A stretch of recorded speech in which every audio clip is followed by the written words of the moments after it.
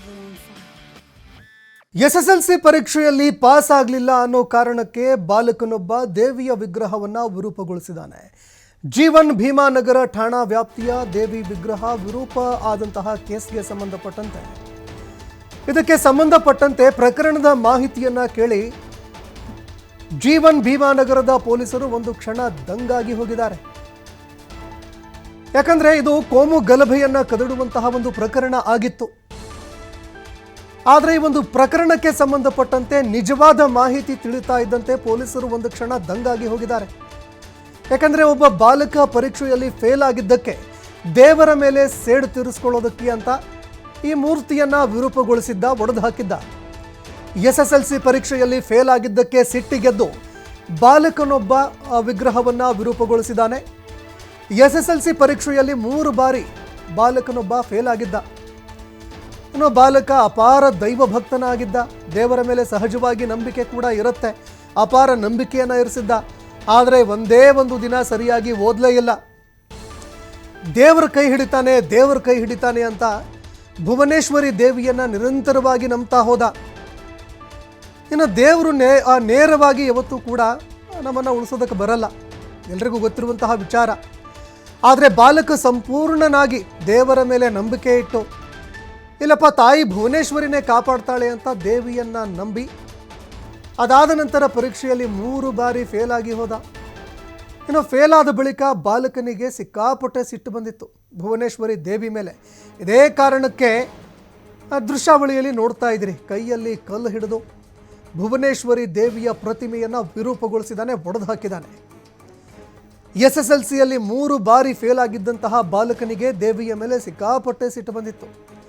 ನಾನು ಇಷ್ಟೆಲ್ಲ ನಂಬಿದೆ, ಎಷ್ಟೆಲ್ಲ ಒಂದು ಪೂಜೆ ಪುನಸ್ಕಾರಗಳನ್ನು ಮಾಡಿದೆ, ಏನೆಲ್ಲ ಒಂದು ಪಾಲನೆಗಳನ್ನು ಮಾಡಿದೆ, ಆದರೂ ಕೂಡ ಪರೀಕ್ಷೆಯಲ್ಲಿ ಪಾಸ್ ಮಾಡಲಿಲ್ಲಲ್ಲ ಅಂತ ದೇವರ ಮೇಲೇ ಸಿಟ್ಟಾಗ್ಬಿಟ್ಟಿದ್ದ.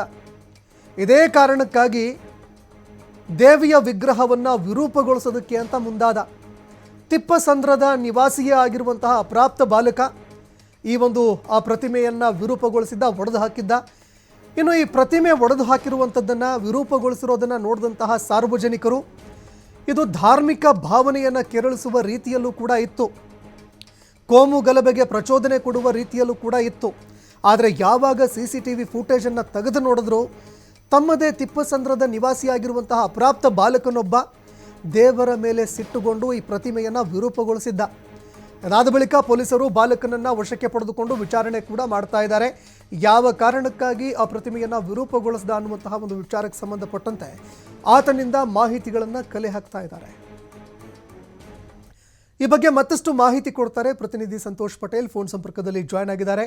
ಸಂತೋಷ್ ಪಟೇಲ್, ತಿಪ್ಪಸಂದ್ರದ ಒಂದು ಘಟನೆ ನಿಜಕ್ಕೂ ಕೂಡ ಕೋಮು ಭಾವನೆಯನ್ನು ಕೆರಳಿಸುವಂತಹ ಒಂದು ಘಟನೆ. ಇದಕ್ಕೆ ಸಂಬಂಧಪಟ್ಟಂತೆ ಈಗ ಆಘಾತಕಾರಿ ಮಾಹಿತಿಯೊಂದು ತಿಳಿದು ಬರ್ತಾ ಇದೆ. ಅಪ್ರಾಪ್ತ ಬಾಲಕನೊಬ್ಬ ಪರೀಕ್ಷೆಯಲ್ಲಿ ಫೇಲ್ ಆಗಿದ್ದ ಕಾರಣಕ್ಕೆ ಪ್ರತಿಮೆಯನ್ನು ವಿರೂಪಗೊಳಿಸಿದ ಅನ್ನುವಂಥದ್ದು ಬಾಲಕನನ್ನು ವಶಕ್ಕೆ ಪಡೆದುಕೊಂಡು ಮಾಹಿತಿ ಪಡೆದುಕೊಳ್ಳಲಾಗ್ತಾ ಇದೆ. ಈ ಬಗ್ಗೆ ಏನೆಲ್ಲ ಅಪ್ಡೇಟ್ಸ್ ಇದೆ ಅಂತ? ಸಂತೋಷ್, ಏನು SSLCಯಲ್ಲಿ 3 ಬಾರಿ ಫೇಲ್ ಆದ ಕಾರಣಕ್ಕಾಗಿ ಬಾಲಕನವರು ದೇವರ ಮೇಲೆ ತನ್ನ ಕೋಪವನ್ನ ಮನಸ್ಸನ್ನ ತೋರಿಸಿರುವಂತದ್ದು.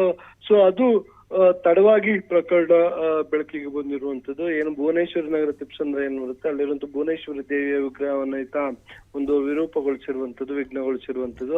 ಅಂದ್ರೆ 3 ಬಾರಿ SSLC ಎಕ್ಸಾಮ್ ಅನ್ನು ಕೂಡ ಬರೆದಿದ್ದ. ಆದ್ರೆ ಆತನಿಗೆ ಸಾಕಷ್ಟು ದೈವ ಭಕ್ತ ಆಗಿದೆ, ದೇವರ ಮೇಲೆ ಅಪಾರವಾದ ನಂಬಿಕೆಯನ್ನ ಇಟ್ಕೊಂಡಿದ್ದ. 3 ಬಾರಿ ಕೂಡ SSLCಯಲ್ಲಿ ಈತ ಫೇಲ್ ಆಗಿದೆ. ಇದೇ ಕಾರಣಕ್ಕಾಗಿ ಆತ ದೇವರ ಮೇಲೆ ತನ್ನ ಮನಸ್ಸನ್ನು ತೋರಿಸ್ಕೊಂಡಿರುವಂತದ್ದು. ಅಂದ್ರೆ 3 ಬಾರಿ ನಾನು ಎಕ್ಸಾಮ್ ಬರೆದ್ರು ಕೂಡ ಪಾಸ್ ಆಗ್ಲಿಲ್ಲ, ನಿನ್ನ ಮೇಲಿನ ಕೃಪೆ ನನ್ನ ಮೇಲೆ ಇಲ್ಲ ಅಂತೇಳಿ ಆತ ಕೋಪಗೊಂಡ ಆ ರೀತಿಯಾಗಿ ಮಾಡಿರುವಂತದ್ದು. ಆದ್ರೆ ಯಾವಾಗ ದೇವಸ್ಥಾನವನ್ನ ಬಂದು ನೋಡಿದಂತ ಸಂದರ್ಭದಲ್ಲಿ ಮೊದಲು ನೋಡಿದಾಗ ಯಾರು ದೇವಸ್ಥಾನವನ್ನ ಉದ್ದೇಶಪೂರ್ವಕವಾಗಿ ಈ ರೀತಿಯಾಗಿ ಹಾಳು ಮಾಡಿದ್ದಾರೆ ದೇವಿಯ ವಿಗ್ರಹವನ್ನ ಅಂತೇಳಿ ಎಲ್ರು ಕೂಡ ಆರಂಭದಲ್ಲಿ ಅನುಮಾನವನ್ನು ಕೂಡ ವ್ಯಕ್ತಪಡಿಸಿದ್ರು. ಆದ್ರೆ ಯಾವಾಗ ಇನ್ಸಿಡೆಂಟ್ ಆಯ್ತು, ಅಲ್ಲೇ CC ಕ್ಯಾಮೆರಾ ಕೂಡ ಇರುತ್ತೆ, ಅದನ್ನ ತೆಗೆದು ಪರಿಶೀಲನೆ ಮಾಡಿದಾಗ ಬಾಲಕನವರು ಆ ರೀತಿಯಾಗಿ ಮಾಡಿರುವಂತದ್ದು ಬೆಳಕಿಗೆ ಬರುತ್ತೆ. ಆ ಬಾಲಕನನ್ನ ಕರೆದು ಮತ್ತು ವಿಚಾರಣೆಯನ್ನು ಮಾಡಿದ ಸಂದರ್ಭದಲ್ಲಿ ಆತ SSLCಯಲ್ಲಿ 3 ಬಾರಿ ಫೇಲ್ ಆಗಿರೋ ಕಾರಣಕ್ಕಾಗಿ ಈ ರೀತಿಯಾಗಿ ಮಾಡಿರುವುದಾಗಿ ಆತ ಹೇಳಿರುವಂತದ್ದು. CC ಕ್ಯಾಮೆರಾ ದೃಶ್ಯಾವಳಿಗಳಲ್ಲಿ ಸ್ಪಷ್ಟವಾಗಿ ಗೊತ್ತಾಗುತ್ತೆ. ಅವ್ನು ಬರುವಂತದ್ದು, ಬಂದು ಒಂದು ಕಲ್ಲನ್ನ ಇಟ್ಕೊಂಡ್ ಬರ್ತಾನೆ, ಬಂದು ಅದರಲ್ಲಿ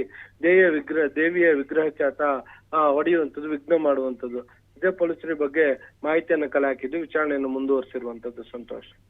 ಧನ್ಯವಾದಗಳು ಸಂತೋಷ್ ಪಟೇಲ್ ನಿಮ್ಮೆಲ್ಲ ಮಾಹಿತಿಗೆ.